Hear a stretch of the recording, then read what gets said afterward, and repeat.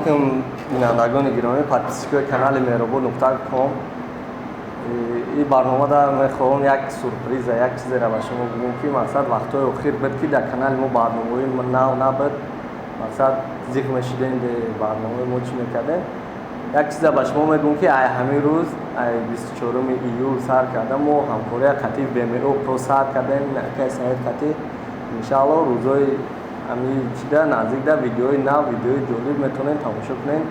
یک روز پس دو روز پس ویدیو میپارتیم با دستگیری BMO پرو.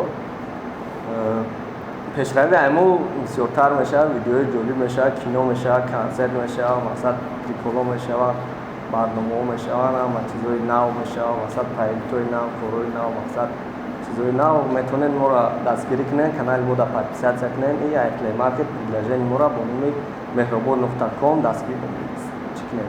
دسترس نمایید. که سعید یارو گفتن داره. سلام علیکم یا برگه تماشاگران محترم پادپیسکای کانال مذکور.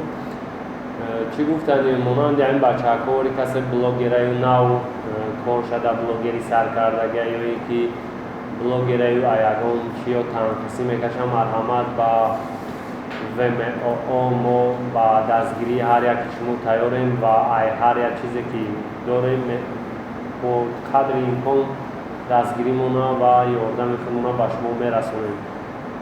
سراغای ما رو پروی سفینه 24 اتاژه 15 اتاژ بلوک و یعنی ما با چی دستگیری کرده میتونیم؟ با کامera، با مونتاژ، با دیزاین، با اینترنت، با کامپیوتر، با همین مقصد ندان همین چیز بلاگی و در کارای با همین چیزا یاردم کرده میتونیم.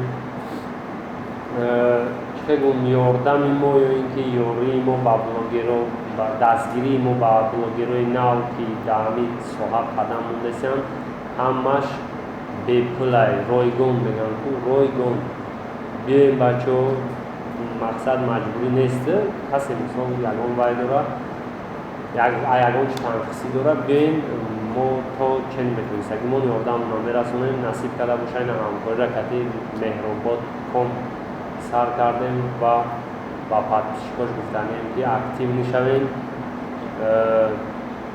کسی که پادپیسک نیست اون در پادپیسات توکل چی همه چی را بچه لایک دیسلایک کامنتاریا میشه و همش درست گفتی. اکای سعید این ابو اکای سعید خودشون گفتن که مقصد دستگیری میکنه و این ما نمیشناخته که مثلا ما اومدم یکم بار معامله خوب کرد قطعا مثلا چیزی که گفتم نگفتن چی یوری کامera در کار بود اینترنت در کار بود مثلا آفیس در کار بود جوسی که همه چی همه اکا تامین میکنه مثلا کدومی که ایجیلان که دارن خواهش دارن بلاگ رسیدن در بیاین مرحمت همکاری کنین قطعا نکنین باقی سربلند خونه آباد باشین برنامه‌های ما را تماشا کنین. ما شما را انتظاریم.